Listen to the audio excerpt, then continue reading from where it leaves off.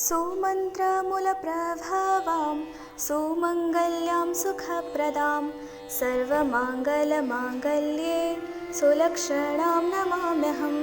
अद्यलक्ष्मी सदा कल्याणाम् आरोग्यं सुखमङ्गलं बुद्धिं सरस्वतीं देहि जाया लक्ष्मीं नमाम्यहम्। प्रसन्नवरदां देवीं शङ्खचक्रगदाधरां सर्वमङ्गलदात्रीं च महालक्ष्मी नमाम्यहम्। अयि पद्मासनस्थां पद्मवर्णां ददत्करं पद्मपत्रयुगां हस्तां महालक्ष्मी नमाम्यहम्। क्षीरसागरसम्भूतां विष्णुवक्षस्थलस्थितां पद्मालयां पद्महस्तां नमाम्यहं महालक्ष्मीम्। चन्द्रसहोडाश्च हस्तंस्था सकलैश्वर्यं प्रदा शुभां लक्ष्मीं नमामि यस्तास्तु वामभागे विराजते। सर्वकामप्रदां देवीं सदा भक्तिप्रदायिनीम् अश्विन्यां प्रथमां संस्थां शरत्कुङ्कुमवर्णकाम्। अष्टलक्ष्मी नमस्तुभ्यं वरदां शान्तमाङ्गले कृपास्वरूपिणीं देवीं नमामि पद्ममालिनीम्।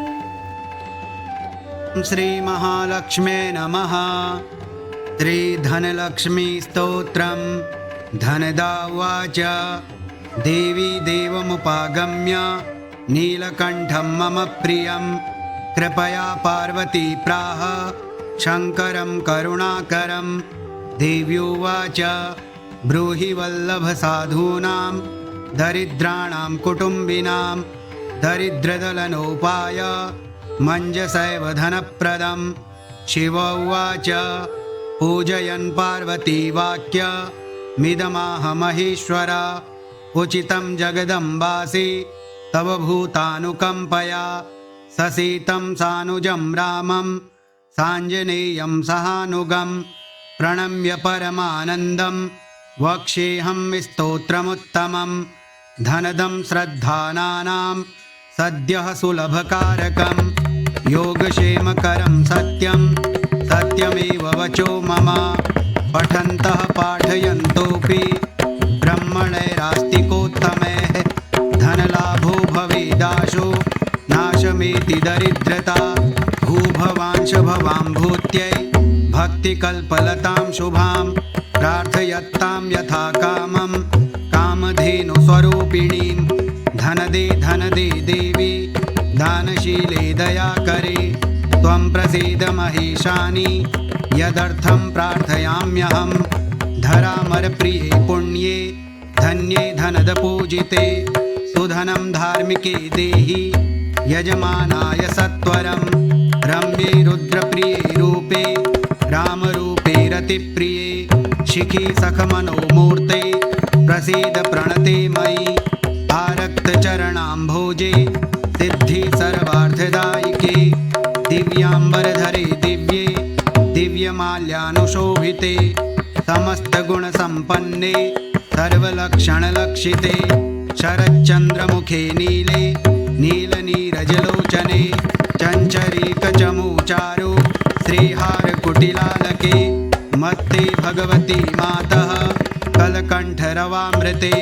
हासावलोकनैर्दिव्यैर्भक्तचिन्तापहारिके रूपलावण्यतारुण्य कारुण्यगुणभाजने वणत्कङ्कणमञ्जीरे लसल्लीलाकराम्बुजे रुद्रप्रकाशिते तत्त्वे धर्माधरे धरालये।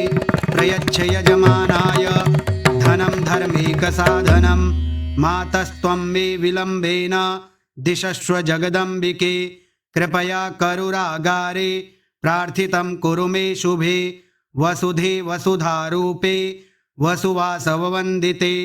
धनदे यजमानाय वरदे वरदा भव ब्रह्मण्यैर्ब्राह्मणः पूज्ये पार्वती शिवशङ्करे।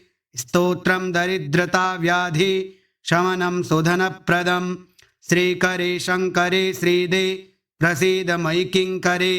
पार्वती प्रसादेन सुरेश किङ्करेरितं श्रद्धया ये पठिष्यन्ति पाठयिष्यन्ति भक्तितः सहस्रमयुतं लक्ष्यं धनलाभो भवेत् ध्रुवं धनदाय नमस्तुभ्यं निधिपद्माधिपाय च भवन्तु त्वत्प्रसादान्मे धनधान्य